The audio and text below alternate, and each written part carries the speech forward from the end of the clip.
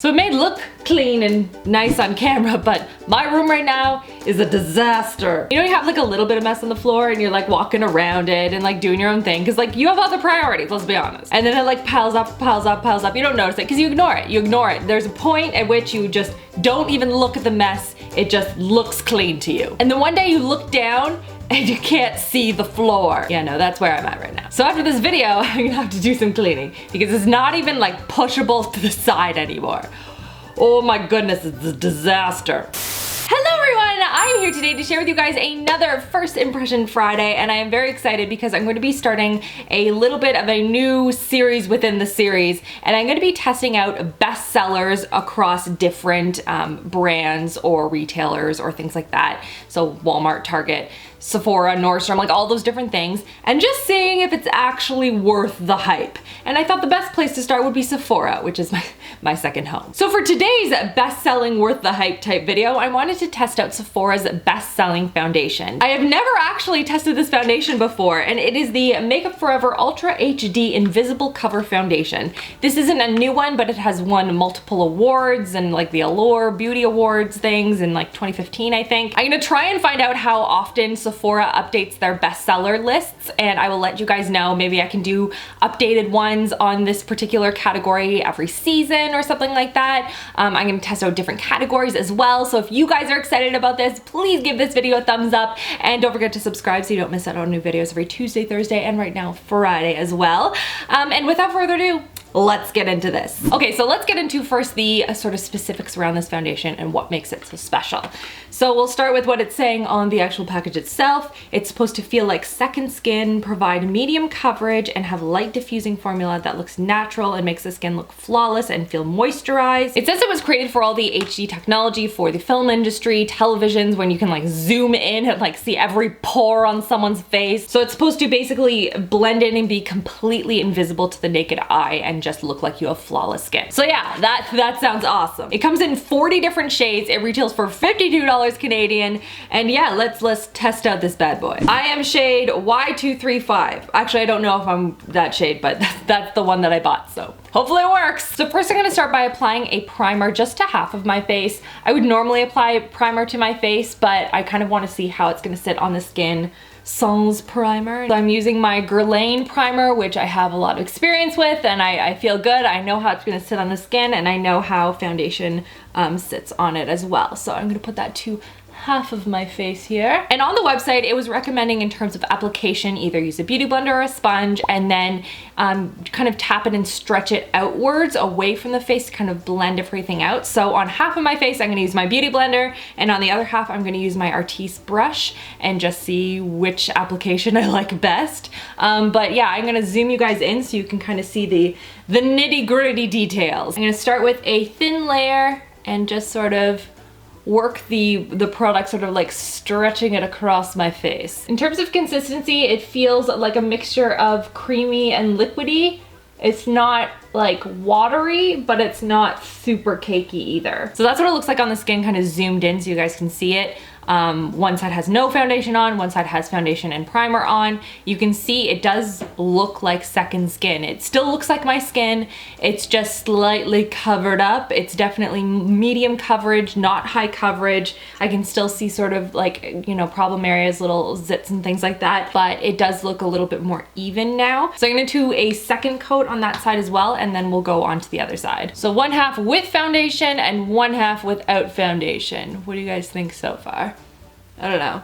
It's not like super wowing me or anything, but I'm curious to see how it holds up throughout the day and what it looks like in natural light and all that kind of stuff as well. But right now, I mean, my skin looks good. And now I'm going to dot some on, and I'm gonna use my beauty blender for this side. Now, obviously having primer on my face is going to affect the longevity of the foundation on one side. I was just kind of curious to see how well it just stuck to kind of my moisturizer and how well it wore throughout the day without any primer to help it. And I know in a minor way it'll also affect, you know, the type of brushes that I'm using. It's just, I only have so much space on my face. So I'm trying to keep that in mind while I'm sort of testing the two different application techniques. To be honest, they kind of look the same on my face, regardless of which applicator I used.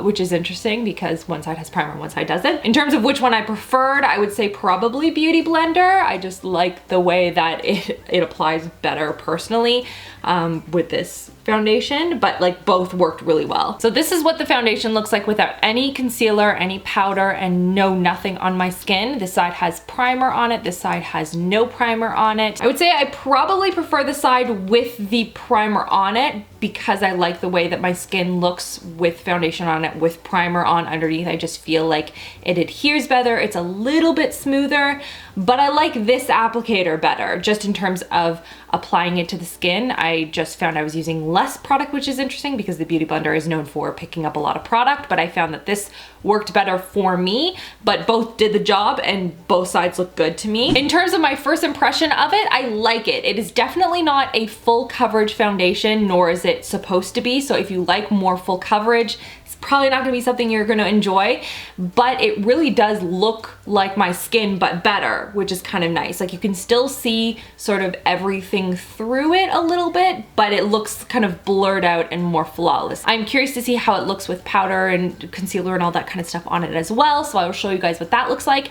And then I will do a wrap up at the end of the day for you guys so you can see sort of how it wore throughout the day, running around, being outside, being inside, being with the kids, all that kind of stuff. Just see how it wears for everyday use. Okay, the rest of my makeup is done. I had to get it a tank top because it is hot in here. But yes, onto the foundation. So the foundation, when I was putting on concealer, powder, blush, everything worked really nicely. It dried down nicely. It wasn't cracking or flaking in any way. Obviously, it's a bestseller.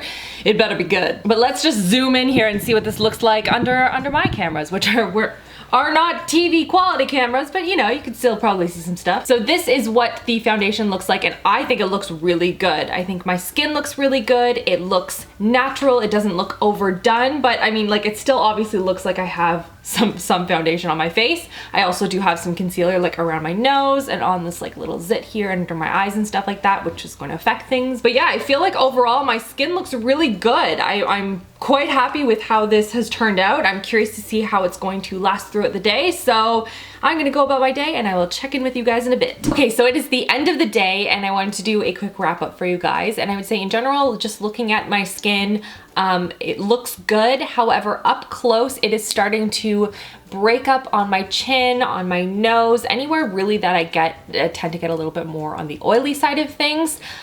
So I would say like my cheeks and everything still look flawless. Everything looks really good, sort of around here. Awesome. So I think if you have more on the normal to dry side of skin, maybe this would be a better option, but because that area tends to get a little bit more on the oily side, it's kind of broken up a bit and started to fade in little spots here and there. I'll just zoom in so you can see what I'm talking about. So you can see right there that I'm sort of extra shiny in this area. It's kind of broken up around here. But if you're looking at it at like a distance, like a normal human distance, I would say it still looks pretty good. I just would kind of caution if you have on the oilier side, I don't think that this is going to hold up the way you want it to all day, or it would definitely probably need like a setting spray or something like that to keep it more intact. So that's what I'm gonna do next time I use this. I'm gonna try it with a setting spray, see if that makes a difference. I'm hoping, fingers crossed, that hopefully that just makes it stay on a little bit better.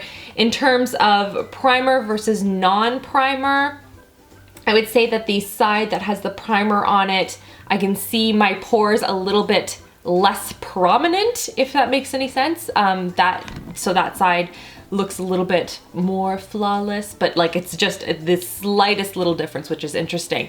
So it seems to be sticking to the face regardless, which is really nice. It is holding up a lot better on the forehead though, on the side that has primer, than the other side. So that's interesting. Oh, my liner is not holding up well today. And yeah, I think it's a good foundation. It's probably not my favorite foundation I've ever used, but it's still really good. I can see why people like it, and I can see why it would be a good pick for those people that are in front of cameras a lot.